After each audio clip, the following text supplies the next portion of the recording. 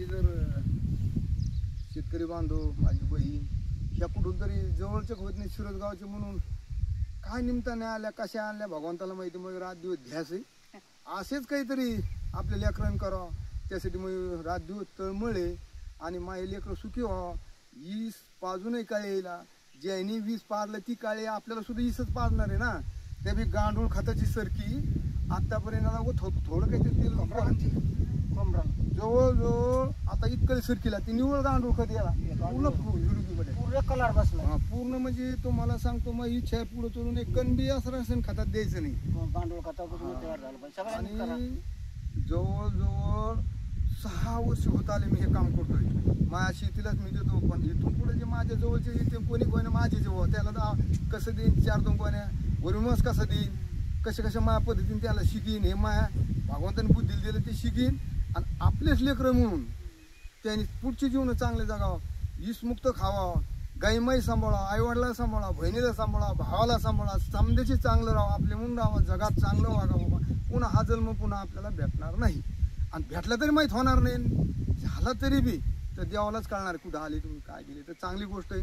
पुन्हा जन्म तुम्हाला चांगलं भेटावं काळीची सेवा करा आईवडिलाची करा गाईमाईची करा. मग कळकळीची नाही बाबा मला भगवंताने काय येणे घातले मला सुद्धा कळा ना चांगलं करा. रात दिवस मी ह्यात नाही तिथे माझ्या लेकराचं बरोबर लोकांचं चांगलं कोणचं लेकरू असं महचे मी त्यांना फ्री शिकीन काय द्यायचं मी गांडूळ बी देत होतो. पण आता द्यायल्याच्या नंतर मी म्हणलो बाबा तुम्ही दुसऱ्याला द्या. त्या पाहुणे ते मारले मला म्हणते मला द्या अजून. मला नाही बाबा आता मी पाप घेऊ तुम्ही मारले हा मला तसं नाही बाबा तुम्ही तुमच्या अजून तुम्हाला तयार करायला संधी आहे तुम्ही इथून पुढे करा बाबा चांगलं काम. आणि चांगलं काम केलं तर तुम्हाला अजून तुम्ही दुसऱ्याला द्या लांबू आपण. आता लांबण्याच्या ऐवजी मला नाही आता ते काही काय म्हणणं आता ते पो आता कसं काय करायचं ते पुढचं. आता बघा ही सरकी का तेच आहे नुसतं गांडूळ खत याला दुसरं काही नाही. आज 4 ते 5 वर्ष झाले मी शेतीला खत टाकतोय. लावली का ही लावली लवकर लावलेली जरा पण हिला दुसरं कण नाही ना हेच कण नाही. गांडूळ खत गांडूळ खातर गांडूळ खातर हिला दुसरं नाही. तर आपण कशा पद्धतीने वरून मास शिकायचा कळकळी करून सांगतो प्युअर बनवून ठेवून द्यायला आहे.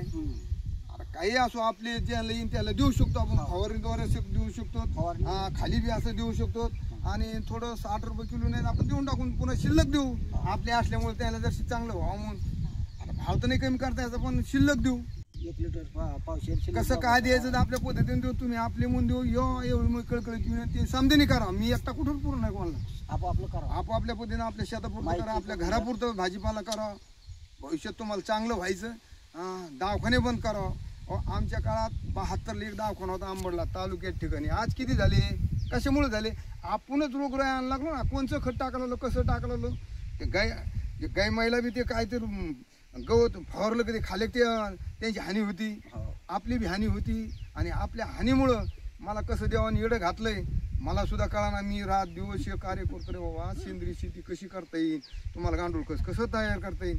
मी गांडूळ खत बी म्हणलो आता काही गोष्टी मीच टाकीत गेलो आतापर्यंत नको आपण सुधरू मग तेव्हा दुसऱ्याला सुधारायला सांगू आपणच नाही सुधरून लोकांना काय सांगू नाही सुधारलं. मग आता मी काय म्हणतो आता मी जे केलंय असं लेकरांनी करा निदान मग पाहून करा.